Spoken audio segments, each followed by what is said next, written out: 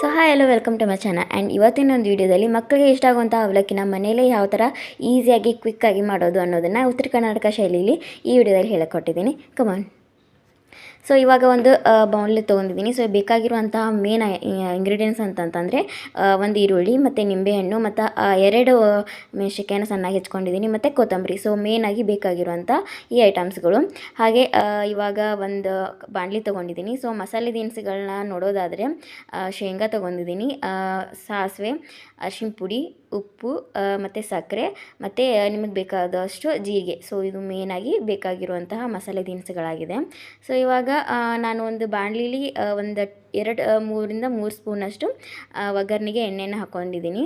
So ಈ ಎಣ್ಣೆ ಸ್ವಲ್ಪ ಬಿಸಿ ಆಗಿದೆ ಅಂತಂದಾಗ ನಾವೊಂದು ಅರ್ಧ ಸ್ಪೂನಷ್ಟು ಸಾಸಿವೆನ ಈ ಒಂದು ಎಣ್ಣೆ ಕಾದಾದ ಬಳಿಕ ಹಾಕ್ಕೊಳ್ತಾ ಇದ್ದೀನಿ. ಸೊ ಎಣ್ಣೆ ಕಾದ ಬಳಿಕ ಹಾಕ್ಕೊಂಡ್ರೆ ಎಣ್ಣೆ ಸಾಸಿವೆ ಏನಿರುತ್ತೆ ಚಟ್ಪಟ್ ಅಂತ ಸಿಡಿಯುತ್ತೆ. ಸೊ ಅದಕ್ಕೆ ಎಣ್ಣೆ ಕಾದಿದೆ ಅಂತ ಅಂದ ಬಳಿಕ ಸಾಸಿವೆನ ಹಾಕ್ಕೊಳ್ಳಿ. ನೆಕ್ಸ್ಟ್ ಒಂದು 4-5 ಕರಿಬೇವು ಎಲೆ ಹಾಕ್ಕೊಳ್ತಾ ಇದ್ದೀನಿ. ಇವಾಗ ಎಣ್ಣೆ ಕಾದಿದೆ ಅಂತಂದಾಗಲೇ ಸ್ವಲ್ಪ ಜೀರಿಗೆ ಹಾಕ್ಕೊಳ್ತಾ ಇದ್ದೀನಿ. ಇದನ್ನು ಜೀರಿಗೆ ಹಾಕೋವಾಗ ಸ್ವಲ್ಪ ಲೋ ಫ್ಲೇಮ್ದಲ್ಲಿ ಇಟ್ಕೊಳ್ಳಿ. ಆ್ಯಂಡ್ ಒಂದು ಈರುಳ್ಳಿ ಸಣ್ಣಗೆ ಹೆಚ್ಕೊಂಡಿರುವಂಥ ಈರುಳ್ಳಿನ ಹಾಕ್ಕೊಳ್ತಾ ಇದ್ದೀನಿ. ಇದು ಈರುಳ್ಳಿ ನೀಟಾಗಿ ಈ ಒಂದು ಆಯಿಲಲ್ಲಿ ಬ್ರೌನ್ ಕಲರ್ಗೆ ಶೇಡ್ಗೆ ಕನ್ವರ್ಟ್ ಆಗಬೇಕು.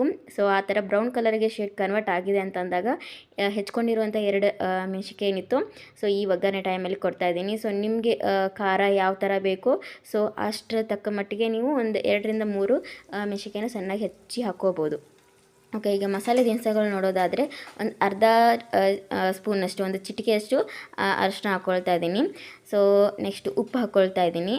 ಉಪ್ಪು ನಿಮಗೆ ರುಚಿಗೆ ತಕ್ಕಷ್ಟು ಎಷ್ಟು ಬೇಕೋ ಅಷ್ಟು ಹಾಕ್ಕೋಬೋದು. ಮತ್ತು ಹುರಿದಿರುವಂಥ ಶೇಂಗಾ ಅಥವಾ ಹಸಿ ಶೇಂಗಾ ಹಾಕ್ಕೊಂಡ್ರೂ ನಡೆಯುತ್ತೆ. ಸೊ ಇಲ್ಲಿ ನಾನು ಹುರಿದಿಟ್ಕೊಂಡಿರುವಂಥ ಶೇಂಗಾನ ಹಾಕ್ಕೊಳ್ತಾ ಈ ಒಂದು ಒಗ್ಗರಣೆನ ನೀಟಾಗಿ ಬಾಡಿಸ್ಕೊಳ್ತಾ ಇದ್ದೀನಿ. ಸೊ ಎಣ್ಣೆಯಲ್ಲಿ ಹಾಕಿರುವಂಥ ಮಸಾಲೆ ದಿನಸುಗಳೆಲ್ಲ ಸ್ಪ್ರೆಡ್ ಆಗಬೇಕು. ಸೊ ಇದು ಸ್ಪ್ರೆಡ್ ಆಗ್ತಾಯಿದೆ ಅಂತಂದಾಗ ನಿಮಗೆ ನೀರು ಅಳತೆ ಅವಲಕ್ಕಿ ಮಾಡ್ತಾ ಇರೋದ್ರಿಂದ ಸ್ವಲ್ಪ ನೀರು ತುಂಬ ಜಾಸ್ತಿ ಉಪ್ಪಿಟ್ಟು ಮಾಡ್ತೀವಲ್ಲ ಆ ರೀತಿ ನೀರು ಹಾಕೋ ಹಾಗಿಲ್ಲ. ಸ್ವಲ್ಪ ಅರ್ಧ ಕಪ್ನಷ್ಟು ನೀರು ಹಾಕ್ಕೊಂಡ್ರೆ ಸಾಕು. ಇದಕ್ಕೆ ಹೆಸರು ಸ್ವಲ್ಪ ಅವಲಕ್ಕಿ ತೋಯಷ್ಟು ಅಷ್ಟಿದ್ರೆ ಸಾಕು. ಓಕೆ, ಇವಾಗ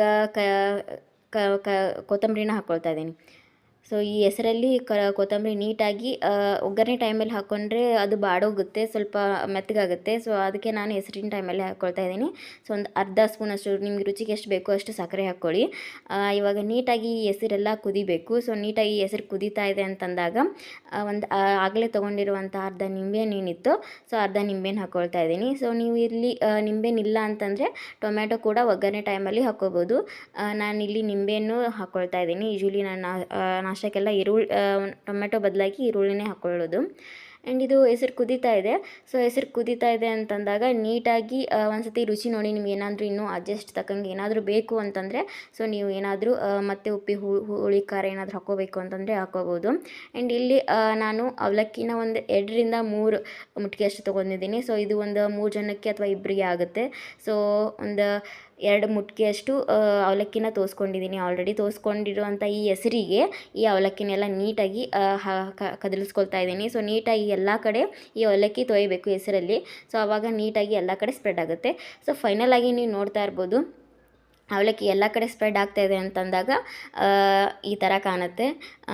ಇವಾಗ ನೀವು ಇದನ್ನು ಬಿಸಿ ಇದ್ದಾಗಲೇ ತಿನ್ನಿ, ರುಚಿ ತುಂಬ ಚೆನ್ನಾಗೇ ಇರುತ್ತೆ. ಆರಿದ ಬಳಿಕ ತಿಂದರೆ ಟೇಸ್ಟ್ ತುಂಬ ಕಡಿಮೆ ಬರುತ್ತೆ ಆ್ಯಂಡ್ ಮಕ್ಕಳಿಗೆ ತುಂಬ ಇಷ್ಟ ಆಗುತ್ತೆ. ಸೊ ಇದನ್ನು ಕೂಡ ನೀವು ಮನೇಲಿ ಟ್ರೈ ಮಾಡಿ ನೋಡಿ.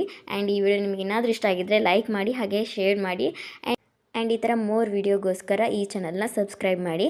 And thank you for watching. Bye.